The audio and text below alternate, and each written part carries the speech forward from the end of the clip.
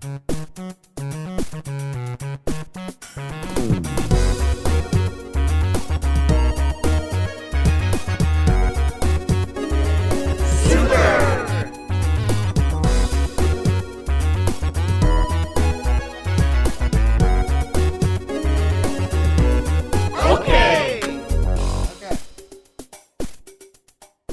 and welcome to another episode of Super Okay, where we try and do a decent enough job to entertain people with our opinions about the video games.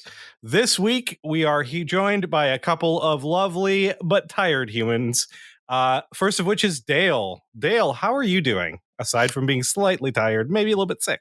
I'm a little sick, but I'm also excited to be back on the pod. It's been a minute, so I'm jazzed to be here. Excellent. Well, speaking of somebody who we're jazzed to have, we are also joined by one of our favorite human beings, Zando. You are here this week too. Zando, how are you doing? I'm feeling like a one-time Garfield. I hate this Monday. Just this Monday? Just this one. I mean, I'm sure there have been others that I disliked, but man, today I hate it. I'm good. What's your opinion on lasagna? I was just yeah. Well, it's funny. Lasagna was on the menu for me to make today for dinner, and by make I mean put in the oven because it's already frozen and all that.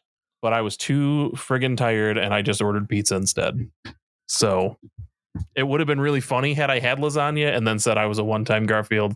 But I lacked the foresight and fucked that right up. We also had pizza. We can give you half credit for that, I feel like, because I mean it's was still on Italian. Yeah, ish, but I mean, also, like, you were gonna make lasagna, but then your hatred of Mondays like got in the way, and that's a Garfield comic if I've ever heard one. if you're too lazy and tired to make lasagna on a Monday, I guess that, and then it makes you hate the Monday even more because you didn't have lasagna. I think I'm nailing the whole Garfield thing today. Plus, your skin is orange, right? And then I've got black scribbles all around my body from the kids. Oh, well, hey, if that sounds like one of maybe your lowlights of the week, let's talk about some of your highlights of the week. Something to makes our week a little bit brighter, a little bit better. Xander, why don't you go ahead and kick us off? So, what was something that was pretty good happened to you recently? Well, last Thursday, I went and saw the Guardians of the Galaxy Volume 3.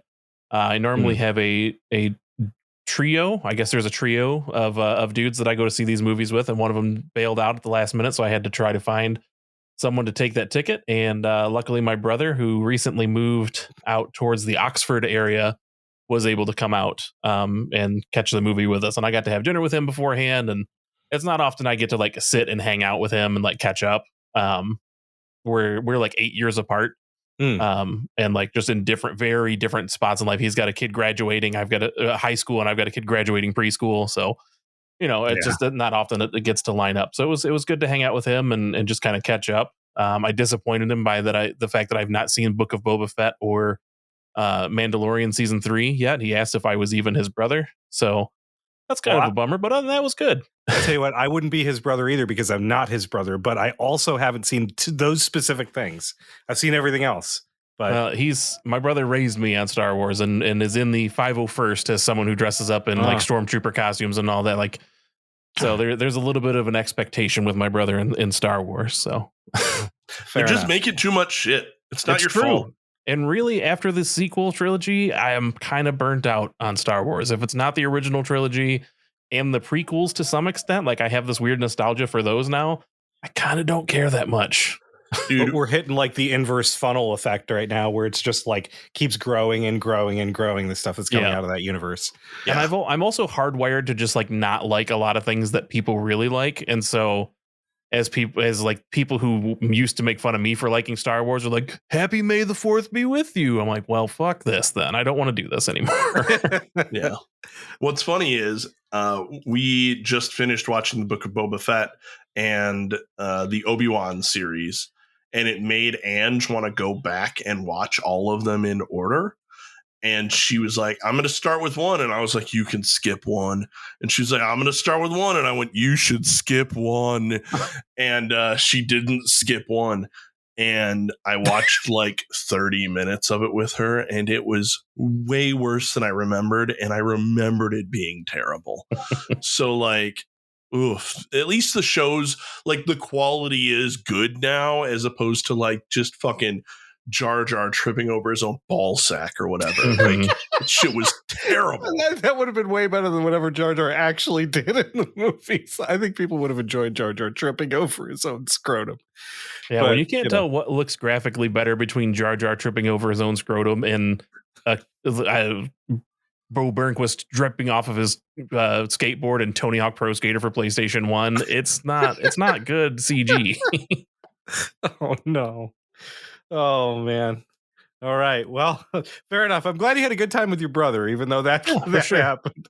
Also, I realized I said Bo Burnquist and not Bob Burnquist, so I apologize to the Burnquist family.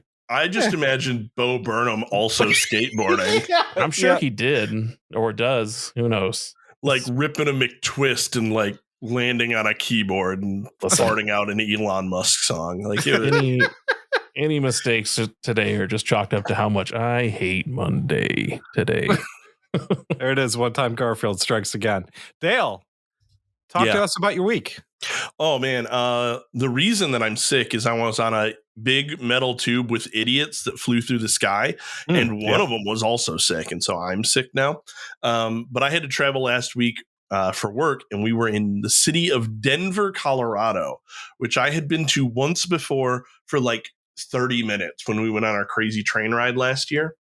But it turns out that my work put us up in the hotel that is in that train station. So that was awesome. And the hotel was like very nice and all of these awesome things. But one thing that I didn't realize that Denver had is they have an art installation by this company called Meow Wolf. Oh, yeah. If you don't know what Meow Wolf is, they have like a variety of art installations all over the US. The most well-known one is something called Omega Mart in Vegas, which is like this absolutely trippy, surreal, like big box supermarket where like shit's alive and they have like all these crazy commercials and shit online. But in Denver, they have a Meow Wolf called The Convergence. Oh. And it is an art installation where 4 different worlds are folding in on one another because of this crazy event called the Convergence. And so there's 4 different themes to the different art installations. One of them's like a trash street with like Back to the Future cars and like crazy buildings that have like hidden entrances all over the place. And then there's like this crazy disco castle that was born from ice and like all this other crazy shit. And it was absolutely amazing to just like hang out there, see all this cool art. And then I don't know if either of you have been to Disney recently, but they have this thing where you get these cards and you have to like go to these special places and like scan these cards on things throughout the park. And you're like basically solving a mystery or like going on an adventure. And Meow Wolf had something similar to that, where you're collecting memories of all of these characters as you go around. And as you collect memories, you start to realize like, oh man, just long story short, shit's fucked up. And you start to like solve this adventure that involves these 4 worlds collapsing in on one another and these 4 women combining into a singular woman, and you have to like try and save her and all this crazy shit. And it closed. Meow Wolf closes at 10 o'clock. And it's like 9:51. And I'm like, I guess I'm not going to do this. And as I'm walking out, like towards the exit, I scan my card on one of these little touchscreen things. And it's like, you did it. You found the last mem that you need. Now you just have to meet me in the security room and we'll solve this whole thing together. And I'm like, oh, where's the security room? And it shows me a picture of like the secret entrance I have to go in. And so I sprinted up 4 flights of stairs. Ooh. I'm an old man. My heart nearly exploded, but I solved that fucking mystery. And then I spent way too much money in the gift shop. If you have the opportunity to go to a Meow Wolf, you need to. Nice. Yeah, I've definitely seen a bunch of the stuff that came out about Omega Mart. And so, yeah, absolutely. That There was something that made a cameo there on Xando's camera. I'm not exactly sure what it was. It looked like an Eric Estrada action. Nope, that is Lando Calrissian, and I was way wrong about being an Eric Estrada. Dude, what if he just had a actor? fucking What? Chips action figure? Yeah, seriously, what the fuck? I don't know. My brain is hot trash right now. But that's awesome, dude. I'm glad you you had a good time. It was amazing. So, I got Ange a plushie that I thought she was going to put like in her Zoom background or whatever. And no, she's been sleeping with it ever since. So it's great. Oh, nice. Nice. So, all right. Well, hey, my highlight of the week, if I could talk, is just kind of like something that Mare has started doing the last couple of years. And it's really, really goddamn impressive. And so like seeing her do it and go through with it every year, just really, it's kind of amazing. So there is a 26-mile hike that she goes on every year at the beginning of May. And it's through like really hilly terrain and stuff like that. And it takes like 10 plus hours to do. And it sounds like, absolute fucking punishment. But she trains for it. She gets ready for it. And she does it every year. So that was her past weekend. And honestly, I'm just really super proud of her because that's a crazy accomplishment. I don't think I could ever do something like that.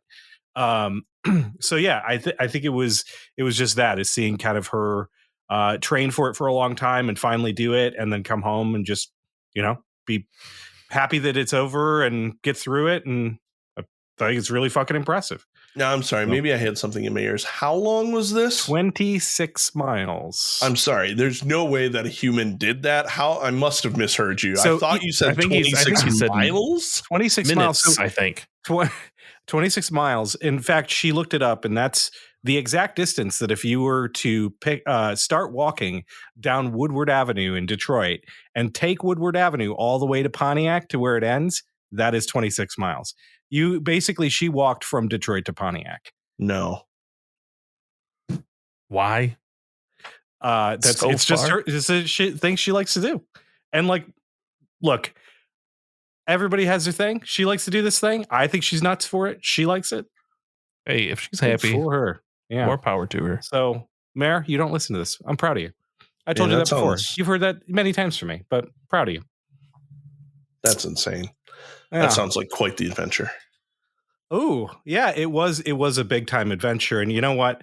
This week I heard that we were celebrating maybe the start of a new adventure that was on top of an old adventure. And what we're talking about this week is The Legend of Zelda, and we're talking about it specifically in a context of our B-side. So we're going all the way back to episode 94. It happened so long ago. That would be last summer for those of you keeping track. And we are taking a look at one of the most beloved video game franchises of all times. And we are celebrating the whole series this has been just the best. You guys, brought to you by Tired People Everywhere. Anyways, Breath of the Wild 2, Tears of the Kingdom's coming out soon. We did an episode previously on this shit. We're doing another one. Let's fall down the stairs of internet content. Let's answer some silly questions. Let's celebrate some of our favorite moments from the series. Take out all the jars out of your house, put them all in one room, start kicking them over, breaking them with your sword. If you have a sword, if you don't have a sword, make one. Start cutting your lawn with scissors and shit. Do it.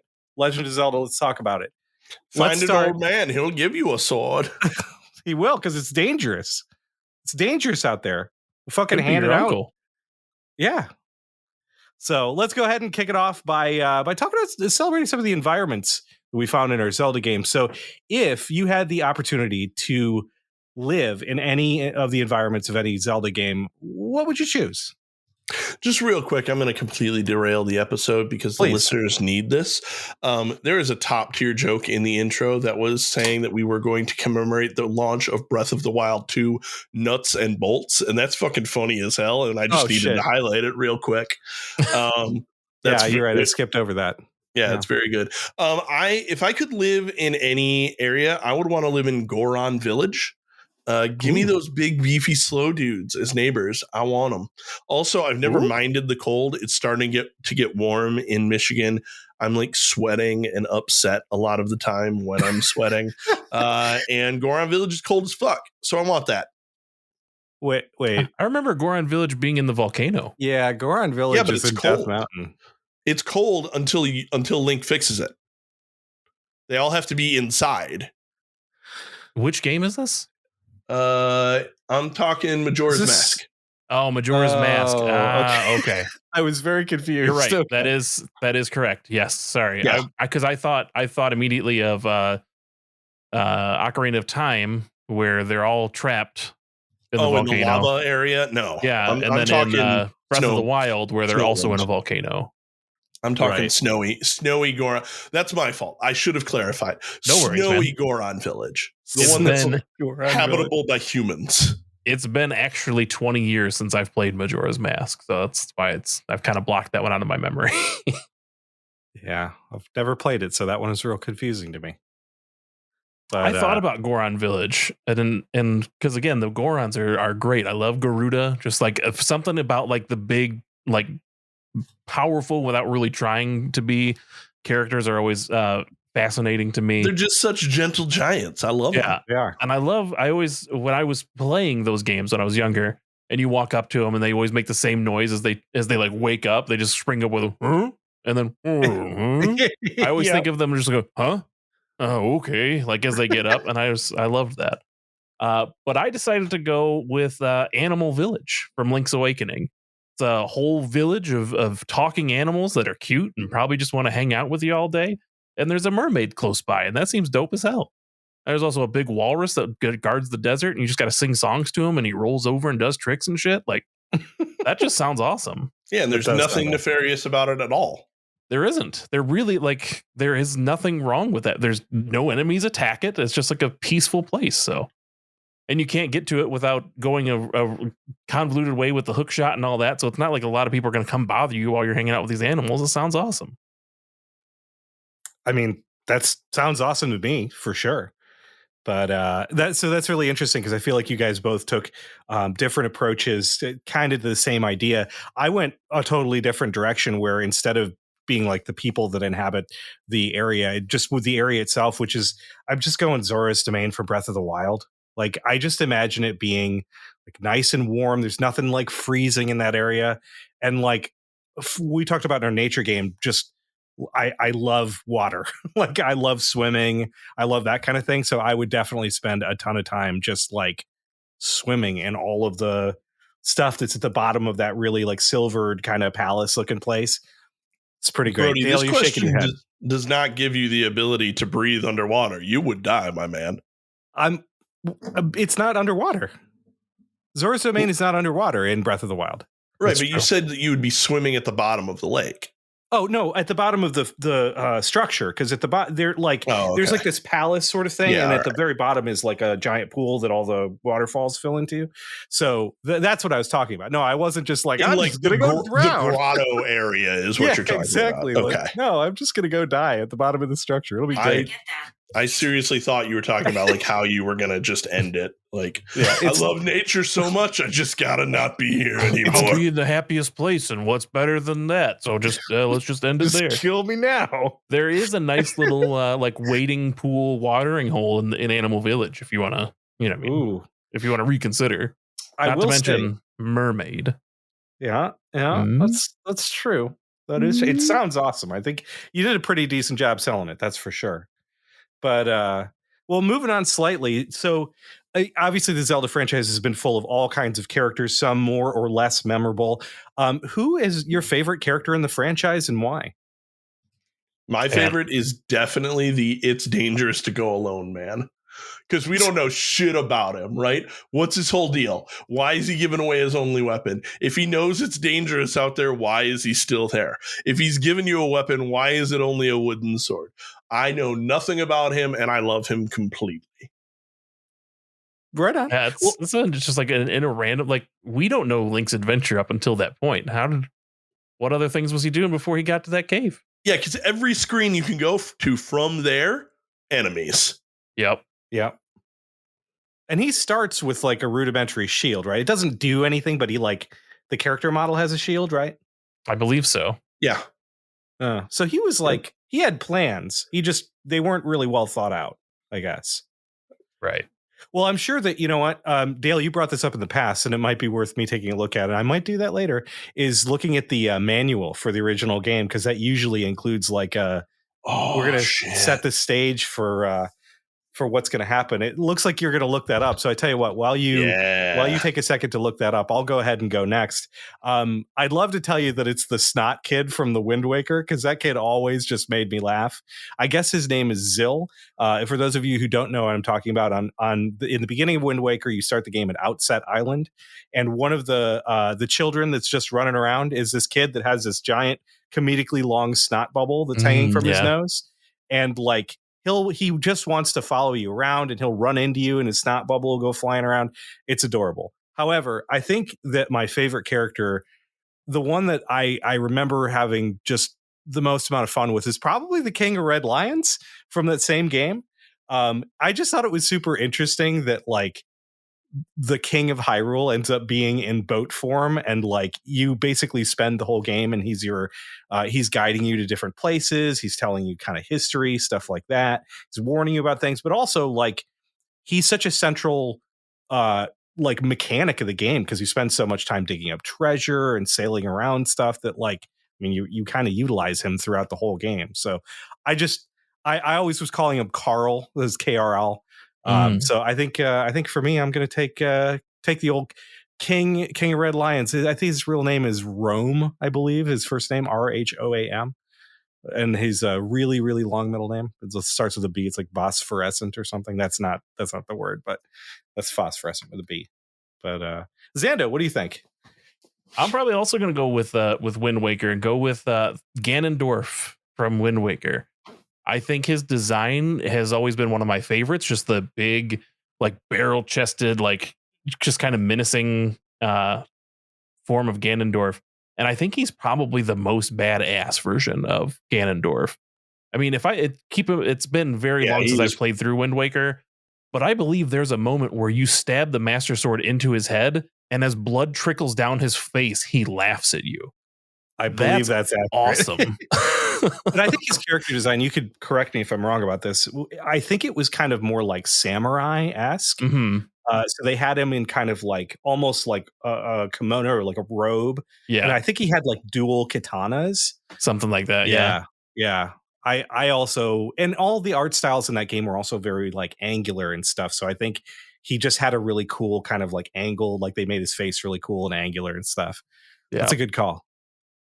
I like that. Dale, what have you found out? Checking in on our...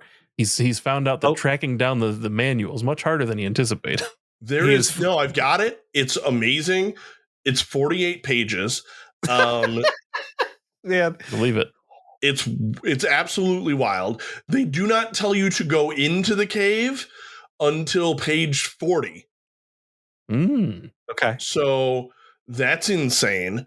They never say anything about who the old man is, but there is this entire like 3-page long story about what happened to Link and how he figured out how like that he needed to save Princess Zelda. There is also a very small map that shows you how to get to level 1, like the labyrinth, the Eagle Labyrinth. Okay. And so that's also insane. Man, video game manuals back in the day were absolutely wild. Like somehow that manual is probably going to be longer than Tunic, the game that it really strongly inspired. And the Tunic manual, you might need infinitely more than you need the manual for the initial Zelda. This manual is awesome. What a sad collapse we've seen with instruction manuals. There is definitely a swastika in here, though. That's problematic. It might be. I mean, there is it's some sort of Japanese symbol. Is it? Yeah. Manji is what it says. Yeah. Well, that doesn't sound great. It's like reverse. It's like where the points go the other way or something like that, isn't it? Oh, yeah, you're right. It is. Yeah. They go the other way. Yeah. That's totally different. Everybody knows that. It is totally different. Hey, great. All right. Well, hey, thanks for looking up the manual. So if you're ever curious about what the manual of the original Zelda looks like, go check it out. And no, that's not a white supremacist logo. Yep. So we've learned. On page 17, it says, here's a useful little hint. You can change over to the subscreen even during a fight and choose the most effective item of treasure to use against the enemy. So that's a helpful thing to know, guys. Very nice. True. Man, they are just making it easy mode over there in the manual. So, all right. Well, speaking about the subscreens and items, I mean, Link is known obviously for getting all kinds of tricks and tools and all kinds of stuff that he can use. What are some of your favorite things that you've encountered throughout the series? I've only played through Twilight Princess once, but I love the hook shot from that game where you could have one in each hand. You were like dual wielding hook shots and like, oh, that's like right. going like Spider-Man through dungeons and stuff. Like John Woo, doves flying behind you, shooting out hook shots. Yeah. So that was memorable. That's one of those games that I would love to go back and play sometime if there was a convenient way to do so. That didn't involve me having a Wii U. Nintendo, you hear us, right? Nintendo? Mm-hmm. Well, why don't you just keep remastering your games, buddy? The Pegasus boots from Link to the Past. Anything that can make you go faster is always great. If I had boots that magically made me run faster, I'd probably still not run, but I'd be real excited to try it every once in a while. And then Rock's Feather from Link's Awakening. The being able to jump in a Zelda game was an actual game changer. And I thought about putting Rock's cape, which was from the Seasons games, Oracles of Seasons and Ages. But I think just the OG, the feather, is probably my favorite. Right on. I agree with you that it was a literal game changer. Nobody was expecting you to be able to do something like that in the 2D plane that you're usually on.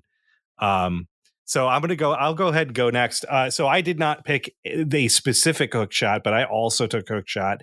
Xando, I saw yours in the notes and I totally forgot that in Twilight Princess there were dual hook shots and that I do remember now. What's and better than totally a hook shot? Fucking two of them. One in each hand. Hell yeah. So, but the hook shot's just such a great tool. It just became such a like iconic Zelda spin on what normally is just a grappling hook in most games. Mm-hmm. So yeah, I thought that was fabulous. And then I think that I had to take something from Breath of the Wild, and what I took was Magnesis. And I think specifically the reason why I took Magnesis, and I think that a lot of folks might take Stasis instead, especially if they're doing like speed running or like the kind of weird sandboxy stuff where they like cut a tree half down and stand on it, shoot an arrow into it and fly across the level and shit like that. But for me, Magnesis was awesome because you just felt like they hid so much shit throughout the entirety of the world in lakes and under sand and stuff like that. And you could always use Magnesis to like pull out treasure chests and find hidden stuff. And I thought that was awesome. Plus there was just the stuff that you could actually like pick up stuff and drop it on enemies. There was just, I mean, as everybody knows, that game was a wonderful sandbox, which is why a lot of people, well, most people are super looking forward to all the sandboxy stuff that they're adding into Tears of the Kingdom. So anyways, Magnesis is going to be on my list. And then I just feel like the utilization of the hammer throughout the Zelda series has been really cool. In like a pretty like, mainstream kind of way, but they still always had a cool spin on it.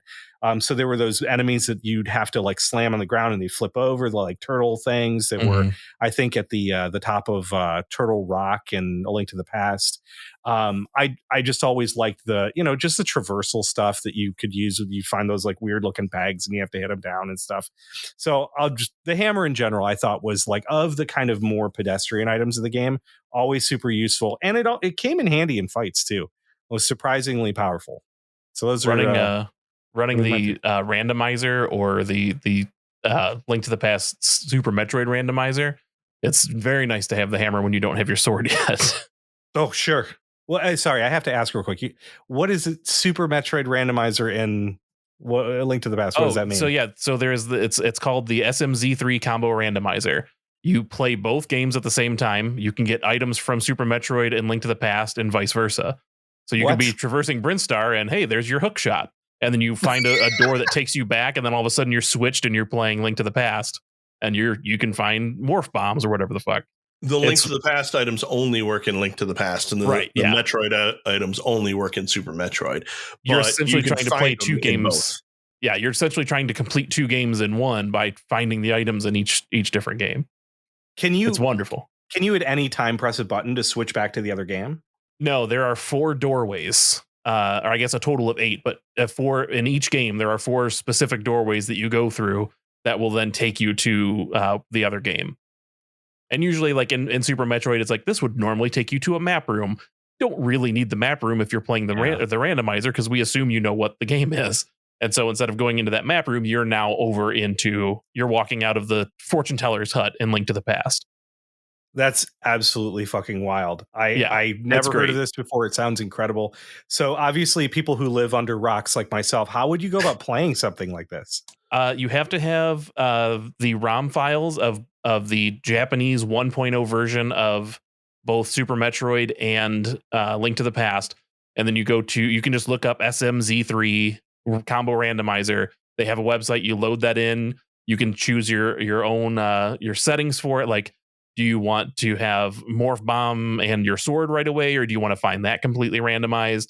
And then it will load up a randomized ROM for you, and you load it into your preferred emulator, and you go to town. Wow. Okay. I watched Bando stream this, and it's an awesome time to watch people play this. Yeah, I used to stream it quite often, and when I first got my Steam Deck and got EMU Deck loaded up on it and played all the old emulators, one of the first things I did was load that up, and it really killed my productivity for a while. I stopped kind of playing other games, and instead I played through the combo randomizer about 8 times in a row. It's great. Well, that's fun as hell. I could see why you would do that. It is on way average, too much work for somebody like me, but it sounds amazing. Yeah, on average, it takes me about 6 to 7 hours to complete. But it's a lot of fun. That's awesome. I'm actually going to look it up. I'm not going to play it because, again, too much work, but I would very much like to see somebody play it. There's a bunch of videos and stuff. Yeah. Yeah, you can look up. So there's two speedrunners that I really enjoy watching. Andy, or just straight up Andy, he goes by Andy, and Oats and Goats. And sometimes they run it together. Like they'll play together, and as soon as they go to a Super Metroid, they'll pass it off to Oats, and as soon as they get back to Zelda, they'll throw it back over to Andy. And they've gone to GDQ a few times. You can watch if you're just curious to see what it looks like and you want to get some good commentary on it. Check out the old GDQ videos of those two playing together. They've had races. It's a lot of fun to watch them go through that. Nice. Yeah, that is a good tip. I probably will check that out. And if I'm ever on Discord at like 4 PM when it's right before bedtime for Brody, I'll let you know, and maybe I can just stream there. Yeah, that sounds good. It's unlikely, but hey, we might link up one of these days. Link up, Hey. I mean, I think the best Legend of Zelda item is Hookshot. I don't give a shit which game. It's always amazing, right? Like the idea of not having to bend down and pick something up is really appealing to me. And that in a video game is great, but also there's no such thing as walking distance. And so the hook shot can just drag you wherever you need to go. So it's double great. I think we all just really want to be Bionic Commando, right? We all want that Bionic Commando arm that just whips out and grabs something. Yes. And depending on what year you play it, it's actually secretly your dead wife. Like, whatever. It's a cool thing to be able to grab and not have to jump anymore. I don't like the part where my wife's dead, but if I never have to jump. But what if she's now by your bionic arm, though? I don't understand. Yeah, no one did. It was the 2009 remake. Nobody. The only redeeming quality is Mike Patton voicing Rad Spencer. And holy shit! Forget Mike about it otherwise. Patton was the voice of that game. Yes, he was. That's wild. Wow. All right, my second choice, Kane of Samaria from Link to the Past. It's a very limited item, but man, is it cool to be able to just make a block whenever you want to block, right? Yeah, and it was required for some puzzles and shit like that. It's also helpful because you can hit the button again and it explodes and throws out a projectile in four different directions. Yeah, so it's useful for hitting switches that you normally wouldn't be able to reach. Mm-hmm. Again, more stuff you learn when you play the randomizer. But it costs like all your magic. So that's true. Yeah. And then my last pick, I think, is a dark horse. You might know it from Shovel Knight, but it was in Twilight Princess first, and that's the spinner. So it's a little thing that you just like jump on and it spins around and it damages enemies. But you could also use it to like avoid fall damage and stuff. It was sweet.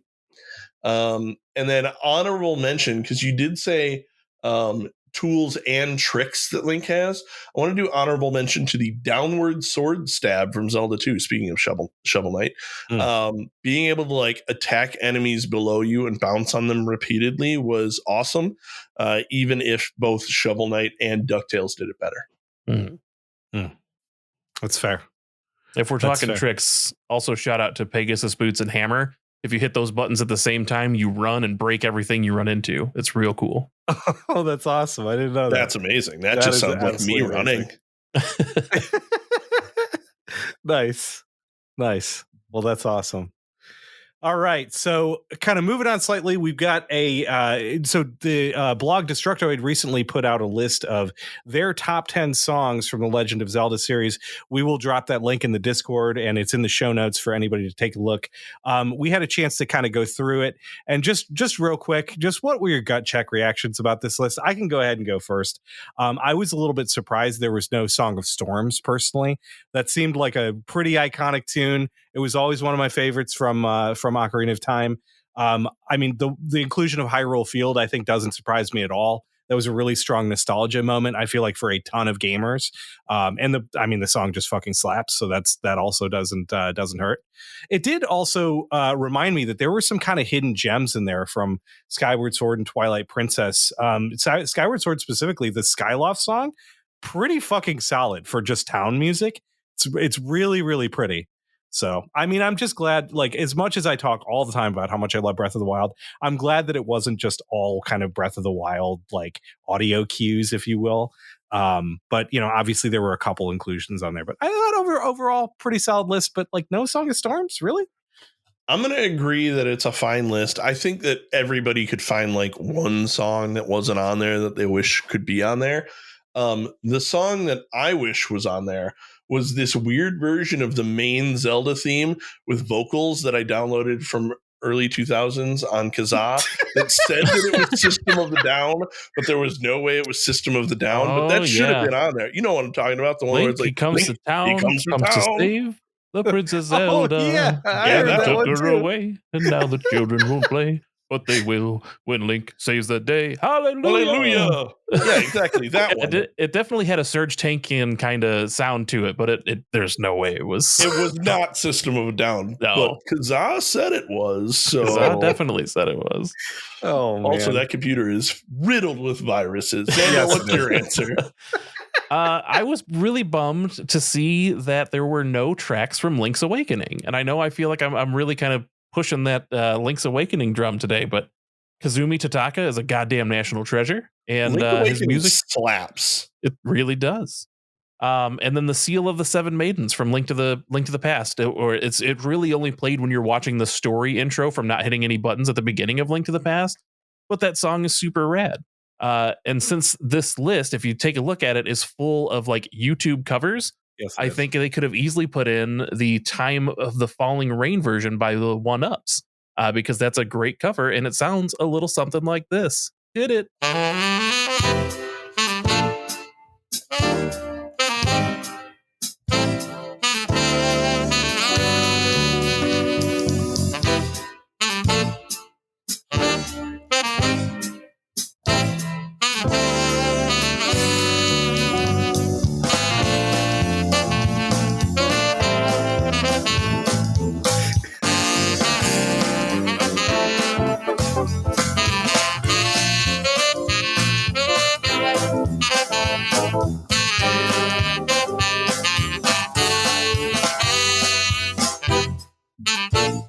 And that's just a really wonderful cover of that song. It is. I got to say, that is outstanding. And as somebody who listens to entirely too much Steely Dan, it definitely sounds like it could be a Steely Dan breakdown. I feel like there's going to be some lyrics coming in about somebody overdosing over this lovely music at some point in time. Call him the Deacon only way Blue. it could have been better is with Serge Tankarian singing over it. Yes, that would have been amazing. Just a general quick plug. If you aren't familiar with the One Ups and you love jazzy covers of video game music, what the hell's wrong with you? You're going to love this stuff. Yeah. Number 10 on this list was Spirit Tracks Full Steam Ahead. And that's a fine song, but I think we can all name a better Zelda song than that. That's not on this list. Mhm. So I think we all didn't we? Yeah, so get I your think we shit definitely together, all did. Destructoid. Yeah. I was surprised. I mean, that's another surprise of that list. I was surprised as hell to see that someone was like, "Hey, Spirit Tracks is good, you guys." Yeah, it's always I think big time surprising when you see references to that or Phantom Hourglass. Mhm. I feel like those are ones that time has tried to forget. I played both of them, but it's been a very long time. It really feels like a Spirit Tracks super fan made the list and was like, finally, I'll get a chance to talk about it, but I can't put it higher than 10 or my editor will catch on. Number 10 is oh man. Well, speaking of favorites, let's switch gears. Obviously, we've talked about heroes. Let's talk about enemies and villains. So, what are maybe your top 3 top villains in or enemies for any reason in the series? And I think the ones that I chose, I'll go ahead and go first here, were ones that like I ended up fighting. So for me, I took like either the whatever you want to call them, either the knights or I think they may have been called dark nuts, like they were in the original game and Wind Waker. The ones that you basically had to do the like specific kind of parries to like roll around the back of and start cutting their armor off and stuff. Those were just always so satisfying to fight. Even if it wasn't like the hardest thing in the world, I think it was kind of one of those like Batman Arkham vibes where it just felt so good to do that it didn't matter that it was kind of easy. It just was entertaining. Does Now, it change your opinion at all to learn that that's not armor, but instead their skin and you are tearing off their flesh? No, it is so satisfying to remove their flesh. Extremely satisfying.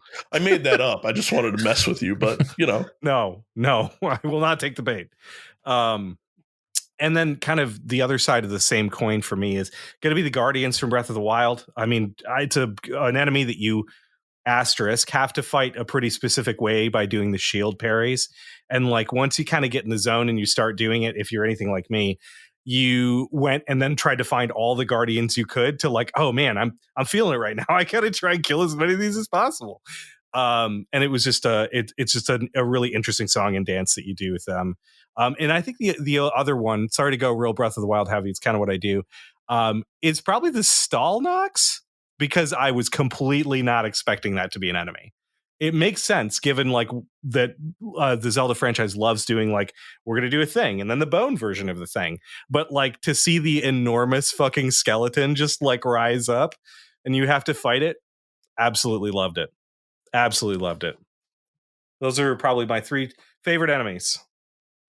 Mine are the moblins, just the weird like pig demon looking enemies. I'm a sucker for any type of just like replaceable faceless enemy, like stormtroopers stuff. I just love that. And I again being on the opposite of playing the most recent Zelda game, one of the older ones, Link's Awakening. They're pretty heavily in that one, so I've always liked moblins. The Stalfos, specifically their style from Link to the Past, like the almost like bobblehead skeletons that were walking around. Oh yeah. And how sometimes they would just shake and their heads would spin off and chase you around. I think the Stalfos in Link to the Past were pretty cool. And then again, the Link to the Past thing, Goombas. Why were they in there? Probably because it was a dream world, and that's why Wart's there too. But it was neat to see Mario enemies in Link to the Past. I have managed to completely forget where in Link to the wait. Is where it did you say Awakening? Link's Awakening. Yeah, did I say Link to the Past? Yes. Link's Awakening. Oh. Yeah. Okay. Yeah. All right. So Link's Awakening. Anytime you do like the side scrolling spots in the dungeon and stuff, you would occasionally see Koopa Troopas or Cheep Cheeps for Ganon. For Ganon. Or Goombas, and you could jump on them with the Rock's Feather, and it was great. Oh, right on. My 3 favorite villains. First off, Aghanim, the wizard from Link to the Past, because I thought he was the boss. And so when there was more game after that, it blew my tiny mind. It was amazing, and I love it, and I will always love it. I share Xander's affinity for moblins. Why are they pigs? There's no explanation for it. I love that. There's humans. We've seen them. There's other humans all over, but nope. Pig soldiers. Very confusing. Very amazing. And then lastly, probably just because it was like the first game to do it that I remember playing, Dark Link was just like always such a cool fight and just like, man, that's fucking cool. Dark Link. It's great. So since you guys both put moblins on here, and I agree, classic Legend of Zelda enemy, is there a chance that it was just because like Ganon is Pigman, so Moblin's Pigman? I mean, that's probably a lore explanation. Is like they are just brought from whatever evil twisted world that he creates when he has his hand on the Triforce. More than likely, it was the late '80s, and they probably didn't want video games of one guy running around stabbing a bunch of other humans with a sword, and so let's make them monsters instead. Some guy dropped acid and was like, "What if pigs, though?" Yeah, because in the original Zelda, Ganon looks like a giant pig, and so the moblins look like smaller versions of him. So probably a combination of the two. Oh, that's a good point. That's a really, really goddamn good point. Yeah, I'm really smart and handsome. I mean, it's definitely true. But Dale,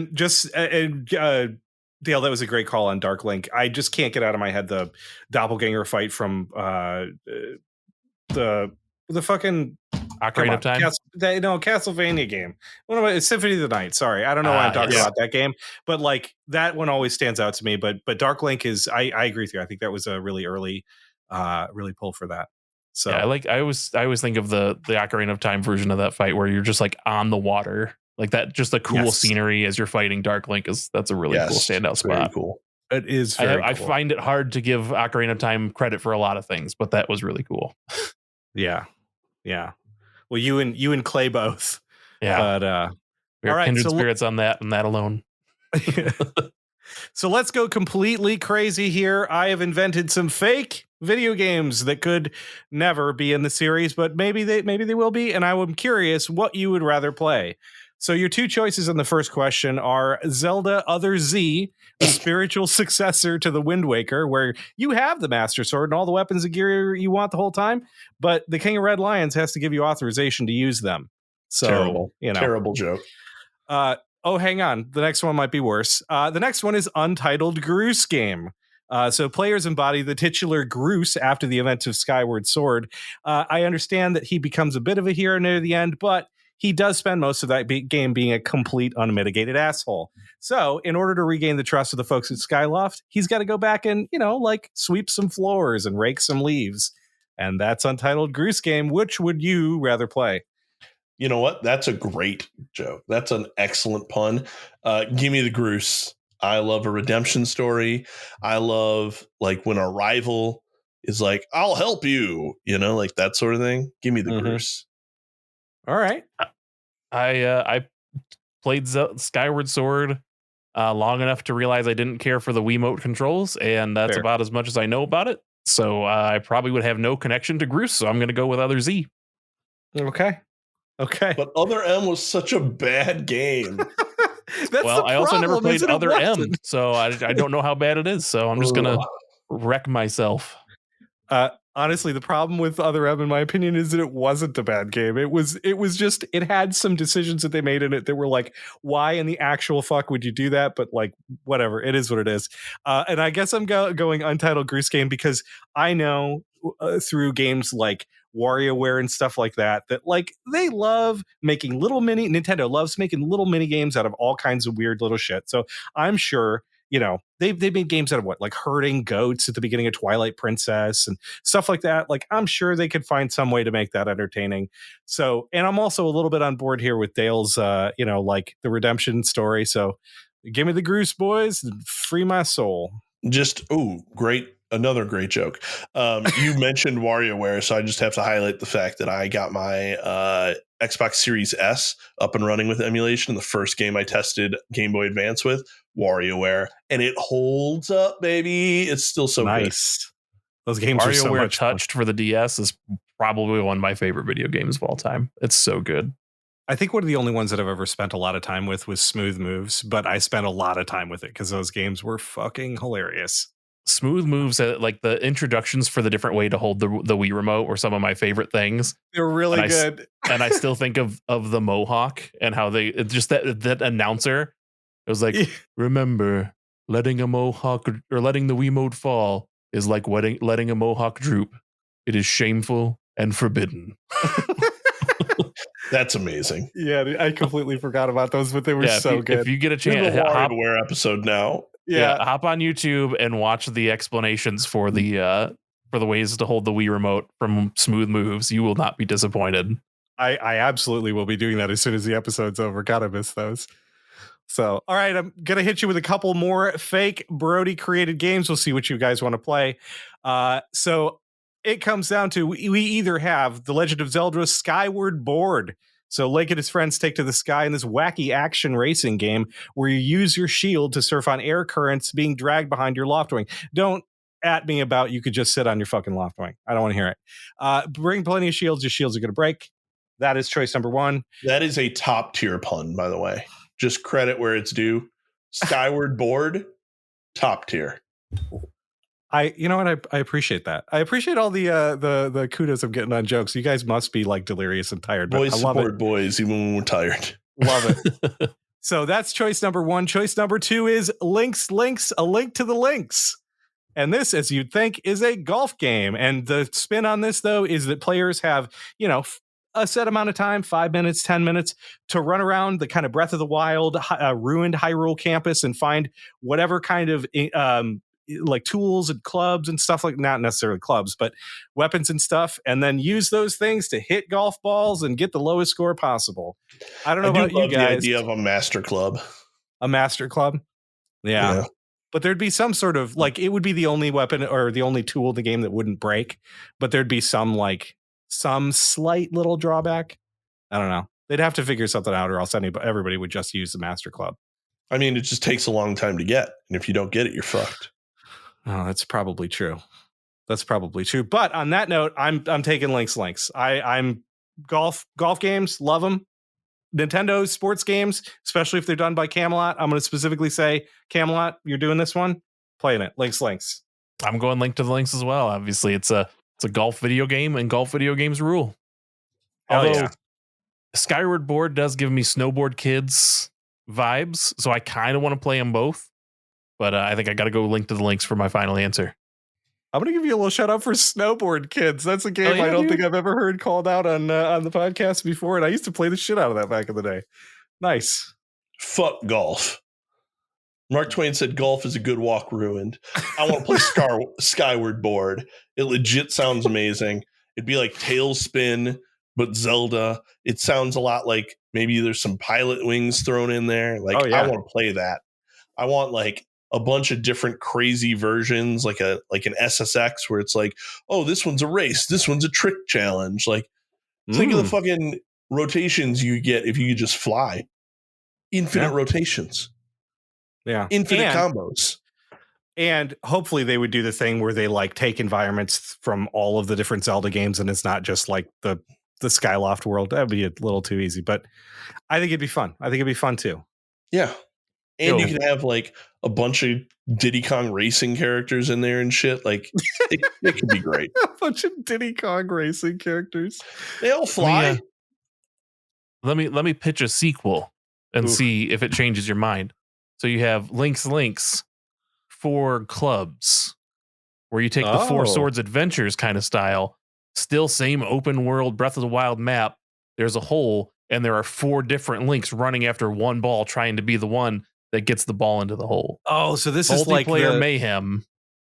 It's like what they did with the latest version of Mario Golf for the 3DS, where it's what is it, Battle Golf? But you're 4 different colors of Link running around chasing the same ball instead of, and you can plant bombs instead. Like, oh, I love that. I mean, I was in how OP the hook shot would be. You just keep grabbing other players and bringing them away from the ball. You see one Link's about to tee up and he's going to swing, and you just hook shot it and take it for yourself and hit it.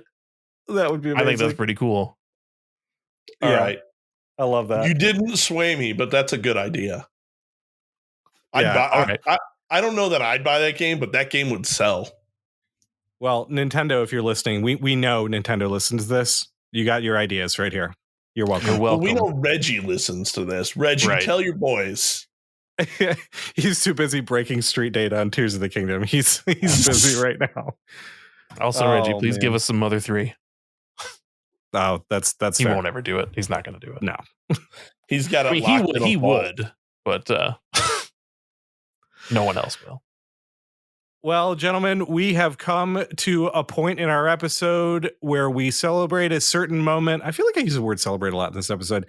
It's a certain thing that we do. It is time for a sponsored silly question. And this week, we are sponsored by the Dodongo Anti-Cigarette Society.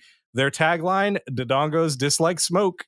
Nintendo has decided that you are the creative director for the next Legend of Zelda game, and they want you to completely reinvent the franchise once more, just like they did with Breath of the Wild. What are you doing? So hear me out. Links. The 4 clubs. Got this great idea. No, so I'll go with what I wrote in the outline here. We're going to go Mega Man style with Legend of Zelda. Okay. You typically have 8 dungeons, right? Now we've got 8 bosses that you need to fight, and when you finish them, you get their power and or their weapon from the dungeon, and you move on to the next one. Everybody loved Link's Adventure for the side-scrolling stuff, but they hated it because it was too long and difficult. So you shorten that up, you keep it difficult. You got a Mega Man Zelda. Who doesn't want that? The whole concept of like getting the weapon from the boss, fucking brilliant. I love that. It works way more than I thought it would. Yeah, and what's cool is like historically Zelda enemies have had different weaknesses to different items. So it works on that level as well, you know? Like I can't remember his name, but the boss with the mask that you have to hit with the hammer, like boom, now he's weak to the hammer. So you fight the guy who gives you the hammer. You know, like it works. It works really well. I am going to go way out of left field, and I'm going to submit for your consideration a point and click horror game.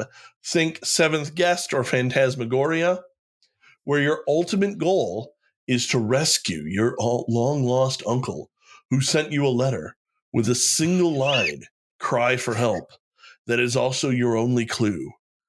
You open the letter, and inside it says, I am error. I love it. The I am error guy is so fucking random, and I can't. He's great. You didn't know he's your uncle, and you have to save him, and he's trapped in there. I gotta tell you, I got a bunch of uncles who say things that are problematic, so I just file that under I am error.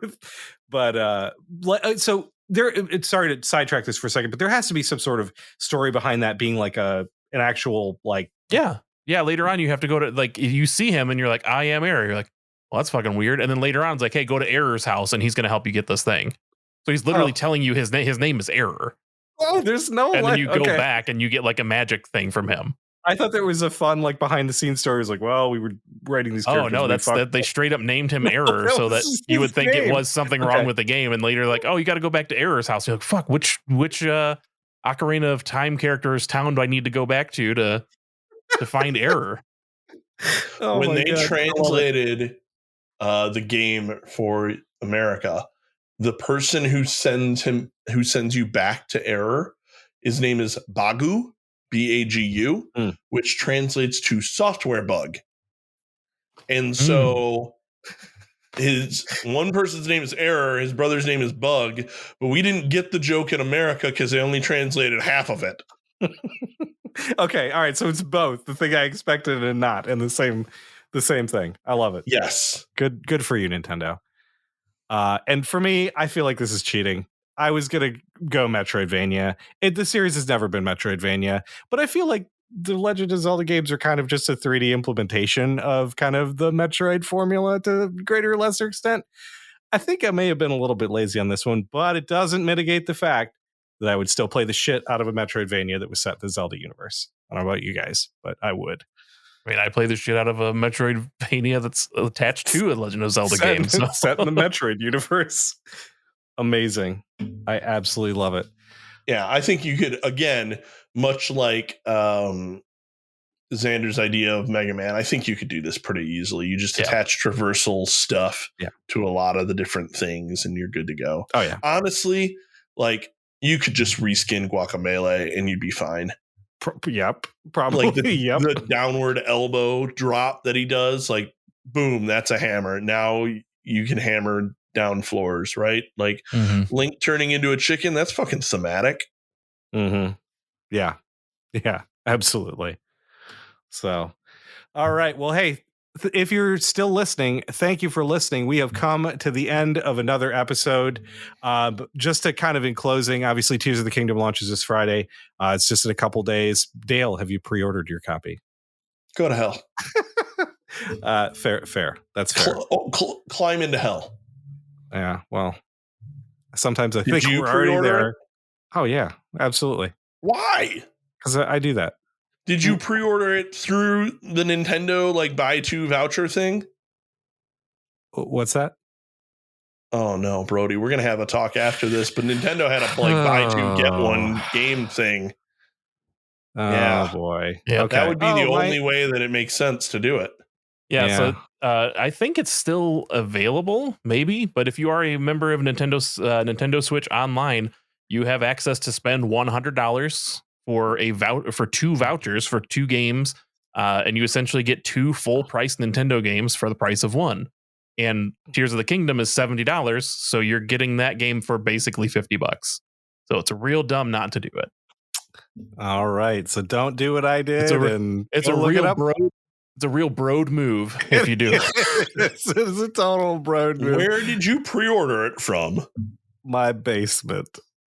You pre-ordered a digital copy. Yeah, I just bought it from the fucking store, man. Convenience is king in my what world. A real Brody move. All right. You know whose fault this is, though? Whose fault is it? It's Dan's. Oh, fuck that guy. I mean, I love him, but you know, I get it. I do. Yeah. All right. Well, hey, thanks for hanging out with us, Dale. Tell the people where you can find where you can find me. I guess. You can find Brody on the Discord. His name is Arborescence.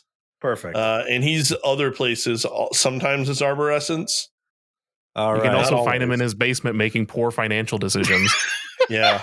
This is so unbelievably true. It's usually just me buying video games and board games on Amazon. It's a problem. This is a problem. Well, you can find Xando at Xando Calrissian. He's on Twitch. He's in the Discord. He probably has other things he'd like to promote. So go ahead, Xando. Where can they find you? So to be on theme, I used to do a podcast called The Legend of Retro where we talked about old video games. We've done a handful of Zelda episodes, including ranking our top 5 Zelda games. The one I want to point out specifically is from November of 2020, which was called The Legend of Retro Theater, Legend of Zelda, A Link to the Past, where we were at a downtime. My son had just been born, and we meaning myself and some other folks from the Gamezilla crew, we took the script of the first half of the game, and we all voice acted in it. I narrate the entire game, or rather the entire section of the game, and everybody else is just random voices of like townspeople and stuff like that. It's all taken directly from the game. Our buddy Tony went through, played it, and wrote down everything that everybody said, and then we all just read it as if we were voice actors and put it together with some sound effects and stuff. It was really cool. So if you want to relive the first half of A Link to the Past with some idiots doing voices on their computer, by all means, go to the November 12th, 2020 episode of The Legend of Retro, and you can listen to that take place. We also did Bionic Commando for Game Boy, if you want to listen to that. It was very cool. But hearing the amount of effort that went into it, and you said this was during your downtime, like I've never put that much effort into this podcast, and we're 140 episodes in, and I think it might be starting to show. So... Well, that was probably around episode 200 for us. So you're getting up there. Yeah, we are. We really are. The wheels will come off down the road. Don't worry about it, Dale. For sure. Oh, man. You'll start getting desperate for episodes like, oh, I guess I'll just write a script from a video game and we'll all just voice act. It'll be cool. All right. Well, I think Dale is the only person to not be represented here. You can find him at a 20-sided ninja. Oh, I should do this. You already told where to find me. So you can find Dale as a 20-sided ninja everywhere. If you look somewhere and there's a 20-sided ninja, you can bet it's going to be Dale. When we have to start claiming our individual names on Discord, no one else is going to be a 20-sided ninja except for Dale. So you can find him on Twitch, if on the find Discord. Another a 20-sided ninja somewhere, let me know, and I have an enemy. I'm fucking fighting them. I'm Jay and Silent Bob style flying to their house to take the name back. He's got a special broadsword in his broom ready for this, because there can be only one. It's a katana, but yeah. Same. Whatever. Oh, if you've man. seen me stream, you might have seen that katana. I used it last charity stream. That was weird. A totally bonkers 45 minutes of stream. Yeah, that was something else, man. So, well, on that, we are going to end. So say goodbye, everybody. What a weird Goodbye, fucking way to everybody. end. Goodbye, Goodbye, everybody. Hope you have a super okay day or Have whatever. it I hate that day. Mondays. Super okay.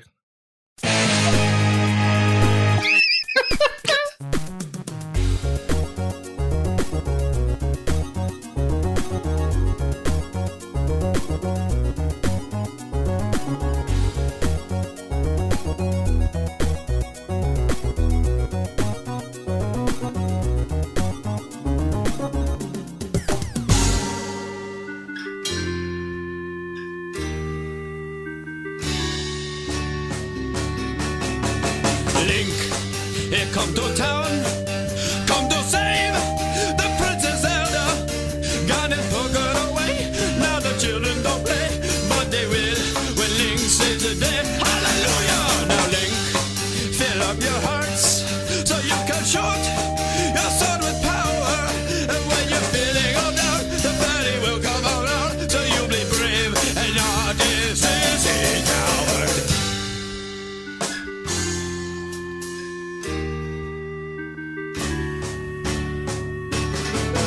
Now Link has saved the day.